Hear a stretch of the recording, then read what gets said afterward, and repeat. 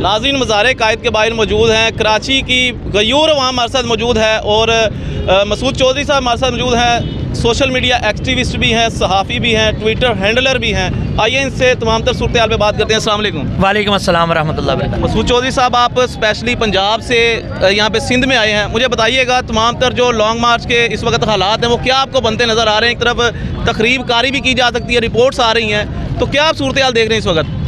देखें, जहाँ तक तकरीब कारी की बात है वो तो कहीं भी हो सकती है। ज़ोब के अंदर जमात इस्लामी के सरबराह के ऊपर कातलाना हमला हो गया।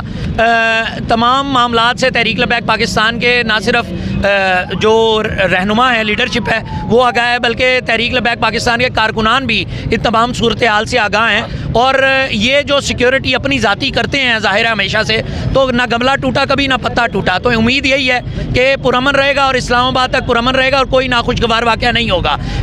जो सुन्नी खून है वो जो बहाना चाहते हैं, पैगाम उन्हीं के लिए है कि अगर सुन्नियत का खून बहेगा, सुन्नी का खून बहेगा, तो पाकिस्तान में किसी और का खून जो है ना वो फिर महफूज नहीं रहेगा। इस तरह की सोच, इस तरह की गंदी सोच, इस तरह की भद्दी सोच, इस तरह की जो है ना मुतशद्दिद सोच, इसको छोड़ दें, इससे बाज आ जाएं। सियासत सबका हक है, तमाम को बराबरी की बुनियाद पर हकूक़ हासिल हैं, तमाम को एहतजाज का हक हासिल है और पुरअमन एहतजाज का सबको हक हासिल है। बराबरी की बुनियाद पर सबको अपॉर्चुनिटी मिलनी चाहिए। सर मुझे बताइएगा, यहाँ पे अहले कराची आप सब भी मौजूद हैं, इतनी शिद्दत की गर्मी है, इस गर्मी के बावजूद क्या ये लॉन्ग मार्च कराची से इस्लामाबाद पहुँच पाएगा?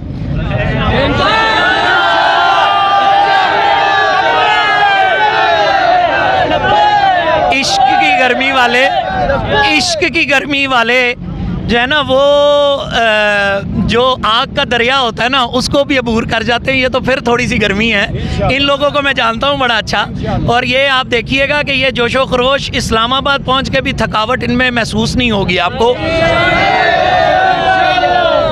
ये मेरा सहाफ़ती तजज़िया है। और दूसरी बात कि आप सुन रहे हैं, हम पब्लिक में खड़े हैं, इस तरह के इंटरव्यूज़ देते हुए पॉलिटिकल मोटिवेशन हम नहीं देखते, हमें नज़र नहीं आती। हमें कारकुनों को बार बार कहलवाना पड़ता है कि यार थोड़ा सा मतलब जोशो खरोश दिखाओ, लेकिन यहाँ पर किसी को कहना नहीं पड़ता कि जो है ना जोश दिखाए। ऐसा हो सकता है, आपका क्या कहते हैं, आपका एक्सपीरियंस क्या कहता है, क्या दफ़ा 144 के पसे मंज़र आप इस्लामाबाद की जानब देख रहे हैं, क्या कोई गिरफ्तारियां भी अमल में लाई जाएंगी? देखें, जो असूल पीडीएम के लिए है वही तहरीक लबैक पाकिस्तान के लिए है। अगर सुप्रीम कोर्ट बिल्डिंग के बाहर दफ़ा 144 के होते हुए पुरअमन अंदाज में जो है वहाँ पर धरना हुआ, एक पूरी कैंपेन हुई, तो तहरीक लबैक पाकिस्तान को भी हक हासिल है, पूरा हक हासिल है कि वो भी अपनी कैंपेन को पुरअमन अंदाज में करे। दफ़ा 144 दहशत गर्दों के लिए होती है, शिद्दत पसंदों के लिए होती है, मुखालफीन के लिए होती है, हर तरह के लोगों के लिए होती है, लेकिन अमन पसंदों के लिए नहीं होती। तहरीक लबैक पाकिस्तान पुरअमन जमात है, अब पुरअमन लेने वाले लोग हैं और इनसे किसी को कोई ख़तरा नहीं होना चाहिए सिवाय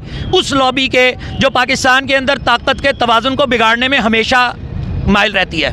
बहुत शुक्रिया जी। आप सब मुझे बताइएगा, बाबा जी कराची वालों के लिए कहते होते थे कि कराची वाले हो तुहाडी भी वाह वाह।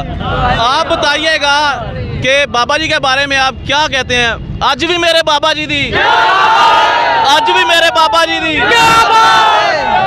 ये हैं वो जज्बात जो कराची वालों के हैं, जिनके बारे में बाबा जी कह गए कि कराची वाले हो तुहाडी भी वाह वाह। ये वही कराची वाले हैं और इस वही जगह से जहाँ पे साद हुसैन रिजवी साहब को थ्रेट किया गया इलेक्शन कैंपेन के दौरान और गोलियां चलाई गई। लेकिन मैं सलाम पेश करता हूं साद हुसैन रिजवी साहब से लेके हर उस बंदे पर जो साद हुसैन रिजवी साहब की गाड़ी के ऊपर भी आगे लेट गया।